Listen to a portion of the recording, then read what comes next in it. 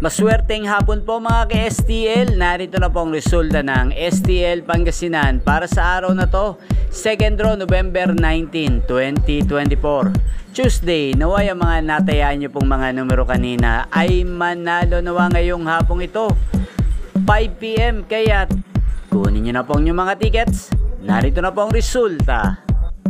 Ang mga numerong nanalo sa STL Pangasinan ngayong hapong ito, November 19, 2024, 5 PM, second draw result, 34 at 31 in exact order. Sa lahat po ng tumaya kanina para sa second draw ng 34 at 31, congrats po sa inyo, panalo po kayo. Again, 34 at 31. At shoutout po natin ngayong hapong ito sa STL Pangasinan si Kuya Gomer.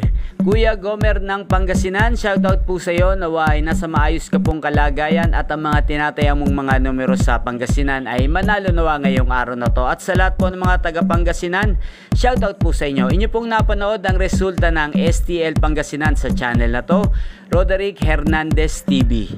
At mapapanood nyo rin po sa bidyong ito ngayon ang update sa aming lugar. Panoorin nyo po. Yan, good afternoon po. Maswerteng araw po sa ating lahat. Ito po ngayon pakikita ko po sa inyo ngayon ang aming lugar dito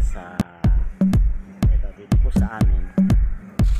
Binharin po kami pero ngayon medyo nawala na po yung baha dito sa aming lugar dahil nga sa Bagyong Cristina. Ito yung dali ng Bagyong Cristina pero ngayon si Bagyong pangalan ng bagyong yun, Bagyong Pepito ay hindi naman po masyadong naka-perwisyo po sa amin, hindi naman po nakataas ang tubig kasi nga tabing ilog po kami.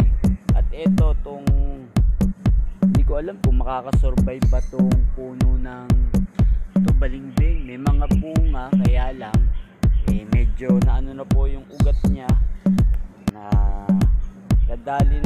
kadadaan ng bako nauuka yung lupa, sayang nga po At ito namang kamyas, ito sana makasurvive, may mga na rin bulaklak, may bunga na rin, sana makasurvive po to dahil medyo mahal din naman dito ang kamyas dahil nga mahalang bilihin po dito sa amin. Ayan. Yan, ngayon papasok na ang tag-araw, medyo mababawasan na rin siguro ang nito, ang tubig dahil nga pagdating ng January medyo hindi na masyadong umuulan. At ito nga pala yung mga halaman namin na naka-survive sa baha nung bumagyo si Christine. Yan, daming water lily doon sa aming bakuran. Talagang pag nawala yung tubig magsisimula na rin po kami maglinis dito po sa aming lugar. Ayan.